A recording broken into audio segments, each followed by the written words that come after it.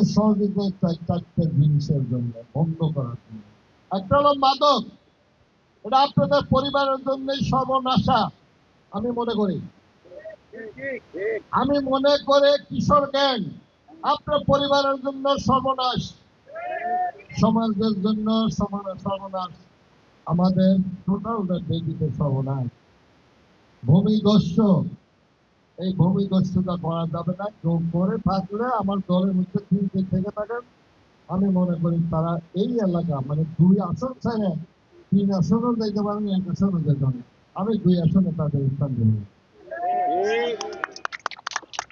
চাঁদাবাজি, বিএনপির লোকের নাকি চাঁদাবাজি করে। এবছর আলাপ পাইছেন কোন চাঁদাবাজি? মধ্য পেয়ারপুরবাসী যারা আছেন, আমি টোটাল পেয়ারপুরবাসীর কাছে জানতে চাই, মধ্য পেয়ারপুরে যারা আছেন চাঁদাবাজি হয়েছে? মুখ খুলবেন, মুখ না খুললে ভবিষ্যতের জন্য আপনারা কিন্তু আপনাদের এই দুর্ভোগ পোহাইতে হবে। আমি আমার জীবনটা তো আপনারা শুনছেন, দেখছেন, যা বড় আছেন তারা দেখছেন, সমবয়সী আছেন তারাও দেখছেন, ছোট যারা আছেন তারা শুনছেন। আমি কিন্তু এমনি কিন্তু এখানে আসি 46টা বছর এই আন্দোলন সংগ্রাম, জেল জুলুম মাথায় নিয়ে এই রাজনীতিতে আসার পরে বাবা মার হাতের মার এবং ভাত খাওয়া বন্ধ ছিল। আমি সেই জায়গাতে উঠে আসতে যাবো। বহুবার কারাবরণ করতেছে আপনাদের জন্য, আমার জন্য না, আমার সম্পত্তি দখলের জন্য নয়। আমি কারো কাছে বলে যাই নাই। সামনে থেকে আপনার ময়লায় ভরপুর কোন অফিসের মতো মনে হয়।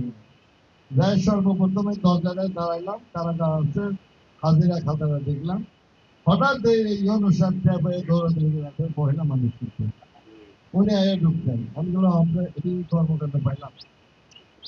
আমি উদ্দেশ্যে বলে আসলাম আমার দেশের মানুষ জানি নির্দেশন করতে 3 দিনের বেশি না ঘুরে।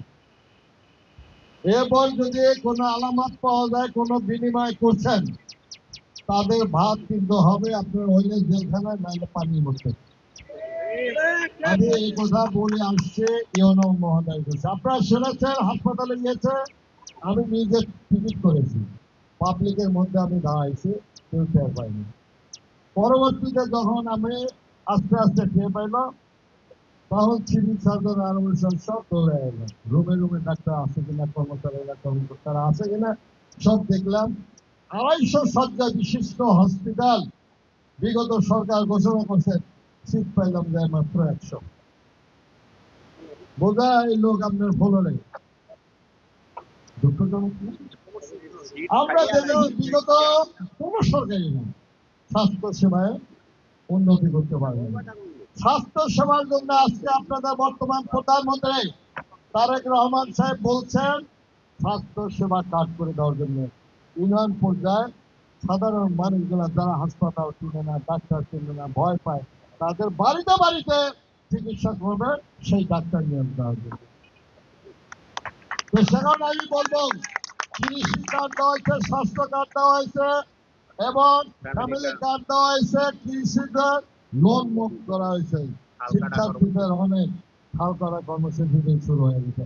আমি আপনাদের পাশে আছি। আপনারা যদি মনে করেন যে আপনাদের দেশের উন্নয়ন করবেন, আমি যথাসাধ্য চেষ্টা করবো, কিন্তু 17 বছরের এই অপকর্ম আর এই অবহেলিত অঞ্চলগুলোতে 17 দিনে পারা যাবে।